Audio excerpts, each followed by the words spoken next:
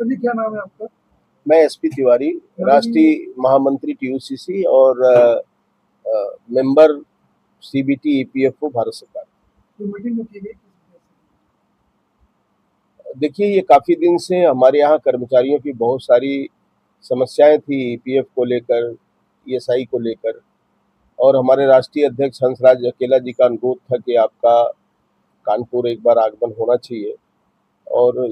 हमारे जो संगठन है टीयूसीसी से उनके साथ एक मीटिंग होनी चाहिए ताकि उनकी समस्याओं को हम सुन करके उसका निराकरण कर सकें। बहुत सारे विषय हमारे संज्ञान में लाए गए,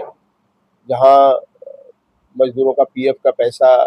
का भुगतान, उनको जो बेनिफिट मिलना चाहिए वो टाइम से नहीं मिल रहा है, बहुत जगह अधिकारी देर कर रहे हैं, और बहुत सारी समस्याएं बहुत लंबे समय से लंबित पड़ी हुई है। ये तमाम मुद्दों पर जानकारी लेने के लिए हमारा ये कानपुर का दौरा,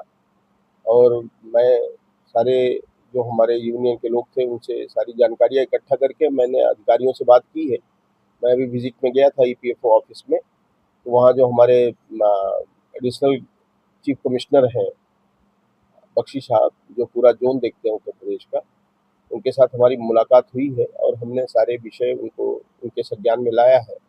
और उन्होंने बहुत जल्द सारे विषयों का निराकरण करने का हमें भरोसा दिलाया है। आप जानते ही हैं कि सीबीटी यानी कि पीएफ का जो सेंट्रल बोर्ड ऑफ ट्रस्टी है, जो पूरे भारत के एक्टिव 7.5 करोड़ लोगों के साथ जुड़ा हुआ है, और पैसिव अगर जोड़ लें तो करीब 32 करोड़ लोगों के साथ जुड़ा हुआ है, उसके बोर्ड के मेंबर की हैसियत से बहुत सारी परियोजनाएं और बहुत सारे जो व्यवहारिकता के लाभ हैं उस पर जो चर्चा चल रही है भारत सरकार में, उसमें खास करके जो 82 लाख हमारे ईएसआई के पेंशनर्स हैं, उनका न्यूनतम पेंशन 3,000 रुपया करने का प्रस्ताव भारत सरकार के पास विचाराधीन है। बोर्ड से भी सारा कुछ हो गया है, और हमारे जो चेयरमैन हैं भारत सरकार के केंद्रीय श्रम एवं रोजगार मंत्री माननीय डॉक्टर मनसुख मंडाविया जी, उन्होंने भी ये भरोसा दिलाया है कि हम लोगों की ये हमारी मांग थी, पिछले 3 सीबीटी मीटिंग में हमने उठाया था मुद्दे को। उन्होंने कहा कि ये मुद्दा अब बहुत जल्द ही किसी भी दिन इस पर अनाउंसमेंट हो सकता है। दूसरा एक विषय है कि जो पीएफ की सीलिंग है 15,000 रुपये, उसको भी बढ़ा करके 25,000 करने की बातचीत चल रही है, वो भी बहुत जल्द हो जाएगा। इसके अलावा बहुत सारे नए-नए रिफॉर्म्स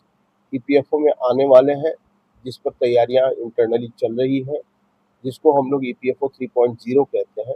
उस पर कार्य चल रहा है। मुझे लगता है कि अगले 1 डेढ़ महीने के अंदर ये रोल आउट होगा, और ये पूरा गेम चेंजर साबित होगा भारत के श्रमिक और कर्मचारियों के हितों की रक्षा के लिए। ये तमाम विषय पर चर्चा करने के लिए कानपुर हमारा